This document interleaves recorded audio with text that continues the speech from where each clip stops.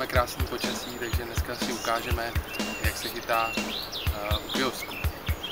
Je to strašně jednoduchá montáž, v podstatě jediné, co k tomu budete potřebovat, je silná pletenka.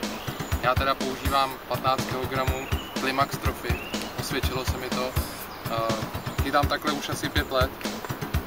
Háček bych doporučil tak 4 zhruba.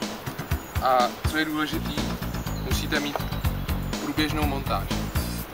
Jakmile to veme, tak prostě vy nemáte čas prostě na nějaký blbosti, musí to být průběžný. Jo. Já už to mám nahozený, takže uvidíme, co to dneska bude dělat. Podmínky jsou ideální, takže jdeme. Je tam, jsme tady cirka 2 hodiny a už první záběr. A bude to nádherná ryba. Nechce se.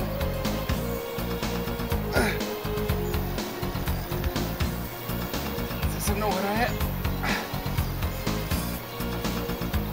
Vlastně radši pro tyhle příležitosti používám 25. Ale jo, je tam.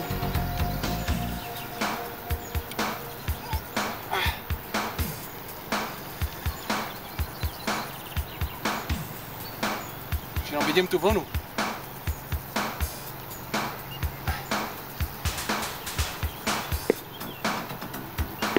Ale to minimálně.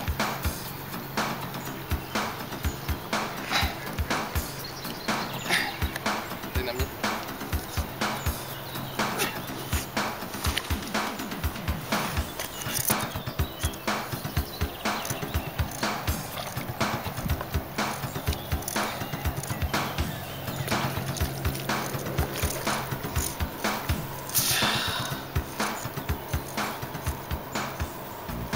Chutná jako tenkrát.